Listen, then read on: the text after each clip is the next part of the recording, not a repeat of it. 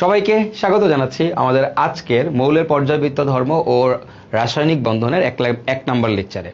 তো আজকের লেকচারে আমরা আমাদের মৌলের পর্যায়বৃত্ত ধর্মের যে বেসিক জিনিসগুলো আছে সেগুলো নিয়ে আলোচনা করব। এই চ্যাপ্টারটা কিন্তু তোমাদেরকে অ্যানালাইসিস করে দেখাবো এবং আমাদের যে পর্যায় সারণী, তারপরে হচ্ছে আমাদের যে পর্যায়বৃত্ত ধর্ম, এই টপিকগুলো নিয়ে আলোচনা করব। সো তোমাদেরকে একটা কথা শুরুতেই বলে রাখি, অধ্যায়টা অনেক বড়, অধ্যায়টাতে একটু ধৈর্য সহকারে তোমাদের পড়তে হবে। কিন্তু কথা হচ্ছে আমি ক্লাসের পড়া ক্লাসে তোমাদের পড়াই দিব, তুমি যদি খালি আমার সাথে সাথে রিভিশন দিতে দিতে আগাও।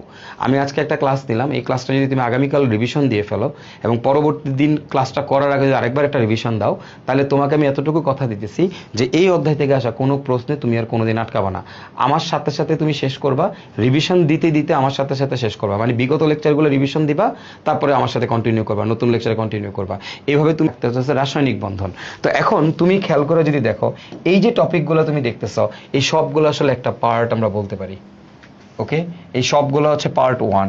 এটা হচ্ছে আমাদের পার্ট ওয়ান, মানে প্রথম পার্ট। ওকে, আমরা পুরো চ্যাপ্টারটাকে দুইটা ভাগে ভাগ করে ফেললাম। এই যে তিনটা টপিক দেখতেছো, এই তিনটা টপিক গুলো হচ্ছে আমাদের পার্ট ওয়ান। আর দেখো এখানে রাসায়নিক বন্ধন নামে একটা টপিক আছে, এটা হচ্ছে আমাদের পার্ট টু। এটা আমাদের কি বলতো, এটা হচ্ছে পার্ট টু। তাহলে দেখো আমি দেখতে পাচ্ছি যে আমাদের এখানে টোটাল আসলে দুইটা পার্ট।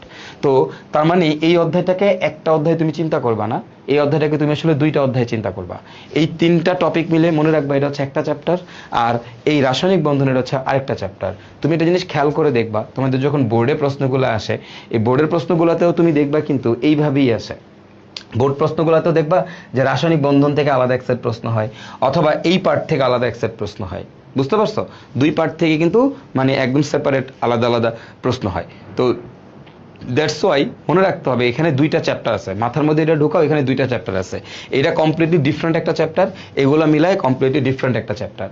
ঠিক আছে, এখন আমরা ফার্স্টে আমাদের প্রথম চ্যাপ্টারটা নিয়ে আলোচনা করবো অবভিয়াসলি, তারপর আমরা আমাদের দ্বিতীয় চ্যাপ্টারে যাব। হ্যাঁ, এখন এই যে প্রথম চ্যাপ্টারটা আছে, প্রথম চ্যাপ্টারটাতে আমরা ফার্স্টে আলোচনা করি আমাদের পর্যায় সারণী নিয়ে। তো প্রথমে তুমি যখন পর্যায় সারণী নিয়ে আলোচনা করবা, এখন তুমি খেয়াল করে দেখো আমাদের এই যে পর্যায় সারণী, এই পর্যায় সারণী আমাদের কিন্তু এটা কিন্তু একটা হিস্ট্রি আছে। পর্যায় সারণীর একটা কি আছে বলো তো, হিস্ট্রি আছে। বুঝছো? এখন এই যে পর্যায় সারণীর হিস্ট্রিগুলো কি একটু যদি তুমি খেয়াল করো, একদম প্রথমেই দেখো যে পর্যায় সারণীর প্রথম যে থিওরিটা, এটা কে দিছে?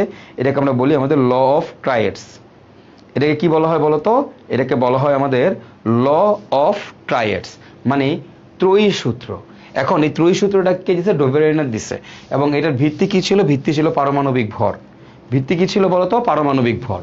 ওকে, তারপরে আমাদের দেখো ল